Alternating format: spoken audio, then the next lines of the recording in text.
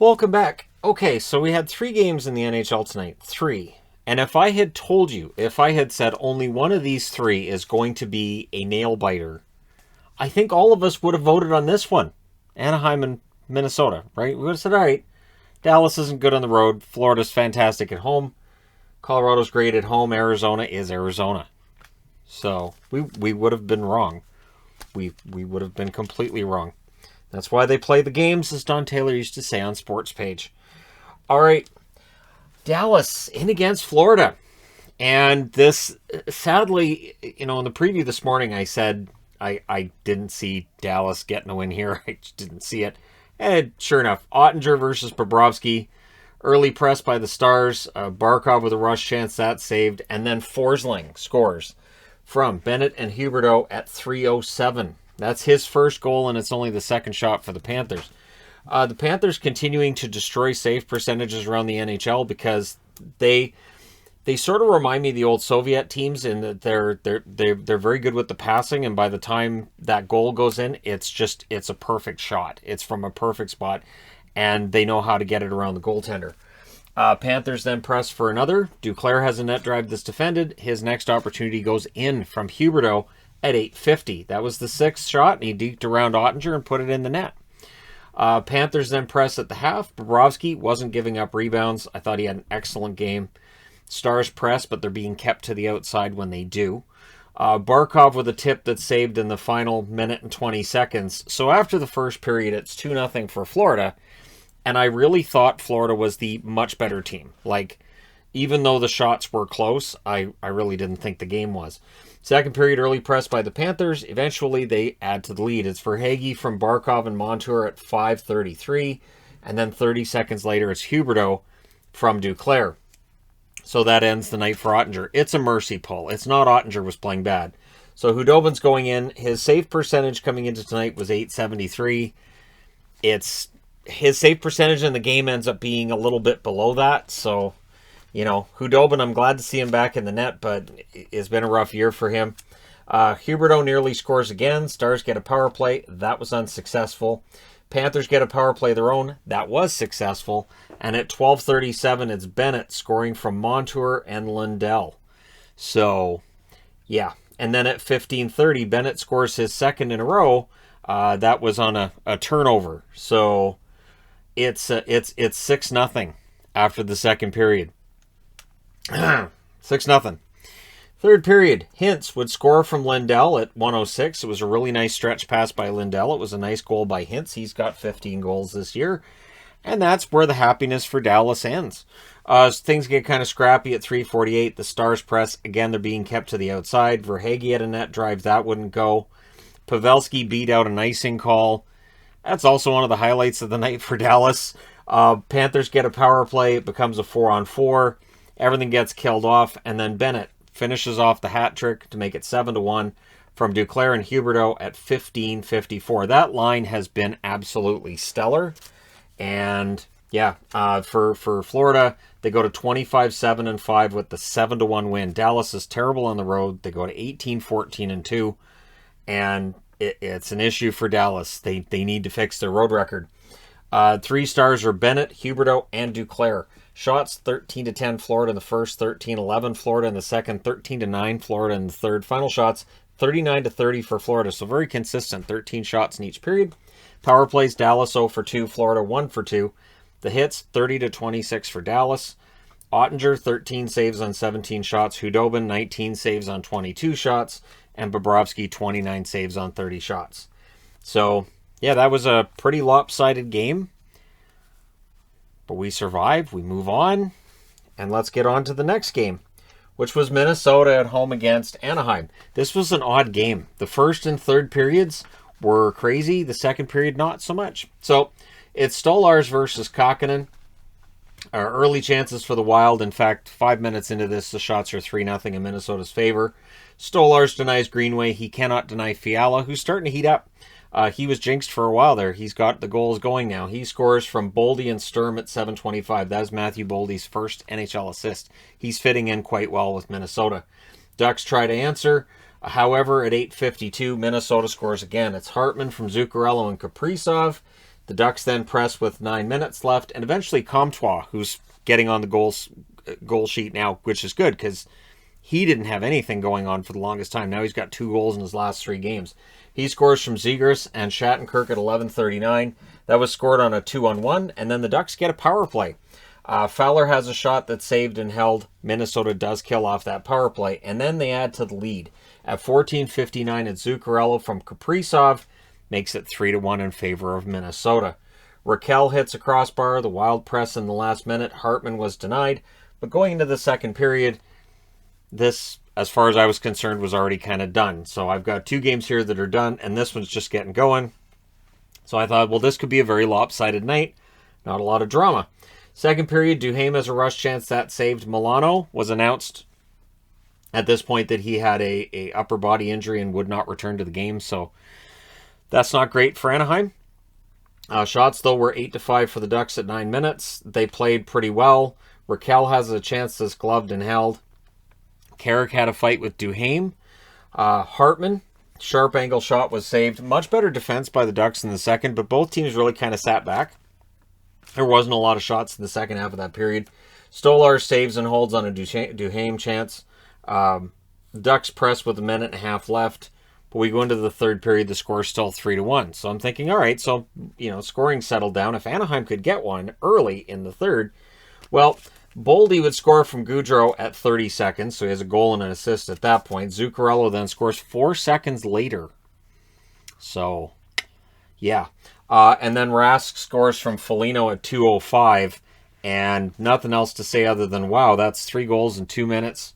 Well, 3 goals in 1 minute and 35 seconds. 2:05 from the start of the period, and that means Dostal gets to go in the net. And yeah, good luck with that. The Minnesota Wild were up 6-1. Grant would score from Drysdale and Getzlaf at 4:39 to make it 6-2. Zegras then scores from Fowler and Comtois at 6:06. So it's one of those situations where if the Ducks get that 4th goal, they get it down to a 2-goal game, maybe you can argue they could get back into it, but as long as it's a 3-goal lead. Gaudreau was denied. Zegras fires one high. The Ducks had some momentum. The Wild pressed, though, with 8.5 minutes left. And out of that, Dumba would score from Hartman at 11:47. And that makes it 7-3. Sturm had a rush chance. Dostal saves there. Dostal had a decent time of it after he got in, I guess. He did only allow the 1 goal. Minnesota wins 7-3. They go to 22-10-2. The Ducks dropped to 19-14-7. It's been a rough last, 5 weeks now for Anaheim. It doesn't look great. Even though they're still above the playoff line, I don't know how much longer that's going to be the case. 3 stars, Zuccarello, Boldy, and Hartman. The shots in this one, 14-13 Minnesota in the first, 12-11 Anaheim in the second. Both teams had 17 shots in the third period. Yeah, it was pond hockey. 42 shots apiece in this game. There was only the 1 power play. That was for Anaheim. It was unsuccessful. The hits were 17-11 for Minnesota. Stolar saves 23 out of 29. Dostal saves 12 out of 13. Kakkonen saves 39 out of 42. Pretty good game for Kaapo Kakkonen. And yeah, so there you go. That was a game. It happened. We watched it, and now we move on to the close game of the night between Arizona and Colorado. I didn't see this coming. Arizona's had a decent week, haven't they? Or has Arizona goaltending had a decent week? So it's Prosvetov versus Francouz. I'll be honest. I looked at this at the start and I said, Prosvetov's going to get lit up. Because I've seen Prosvetov before and I thought Colorado, with the offense they have, would light him up. And the shots are 4-1 for the Avs 3 minutes into this. And then Rantanen scores from Taves and Burakovsky at 4:36. And the Avs are on pace for more than 60 shots through, I think they had 7 shots in the first 6 minutes. Like they were just, teeing off here. Nichushkin couldn't bury one as the Avs press. He then gets a post on that same shift. And then Jost scores from McDermott and Maltsev at 12:03. That makes it 2-0 for Colorado. And again, this was trending in the direction of an absolute blowout as far as I was concerned. That was a result, too, of a really strong shift for the Avalanche. Dzingel to Schmaltz then doesn't go. With 3:58 left, the Avs get a power play. And again, I'm expecting the Avs power play with the guys they have out there, they're going to score. However, Keller, shorthanded goal. Fast break, tucks it around Francouz, and at 17:31, the game is now 2-1 in favor of the Avs. The Coyotes finished that kill off. They only allowed one shot on that power play. Rantanen was denied in the final minute. It's 2-1 Colorado after one. Second period. Early press by the Avs. They get themselves a power play. That becomes a 4-on-4. Everything gets killed off in that. Roussel couldn't bury one, but Larson does. He ties the game from Ladd and Kessel at 6-12, and that was a result of a really good shift by the Coyotes. To the Coyotes' credit, they did the best that they could do against a Colorado team that has been pretty lethal all year, and I think they did pretty darn good here. So the shots are 7-5 for the Coyotes 9 minutes into this period. Fisher has a net drive, that wouldn't go. We get 2 minutes of 4-on-4. The Coyotes then get a 2-minute 5-on-3. This is one of those kind of turning points of the game in that Ghost has a blast that's saved, but he was the only one on that power play that seemed capable of maybe getting that power play goal, but it's killed off. And as soon as it's killed off, the Avs get those two players back on the ice. That throws everything off. They press, and they end up getting a power play out of that. So that's one of those momentum swings there, right? So Rantanen was robbed. Kadri had a shot. That was saved. Last minute, Keller had a chance that was saved. We go to the third period with the score 2-2. And 39 seconds into the third period, off of a face-off win, Gostisbehere makes it 3-2 in favor of Arizona from Kessel and Krause. So Kessel with a couple of helpers, Ghost with a goal and some really good play tonight. And suddenly, the Coyotes are ahead in Denver, a place where the Avalanche have only lost 2 games in regulation all season. So Burakovsky would answer about 30 seconds later. 29 seconds later, he answers from Taves and Makar at 1:08. Dzingel, though, nearly answers that. So, the Coyotes not really, backing off too much, although that third period, it really became the Prosvetov show after that. The Avs press at 5 minutes. Prosvetov saves. There's a power play for the Avs. There was a shorthanded 2-on-1. Larson's shot deflected out on a nice defensive play by Makar. It's killed off, but the Avs go right back to the power play. McKinnon was denied during that power play, and it's killed off. There's a rush chance fired wide by McKinnon. The Avs press again with 4 minutes left. With 1:45 left, the Coyotes get a power play.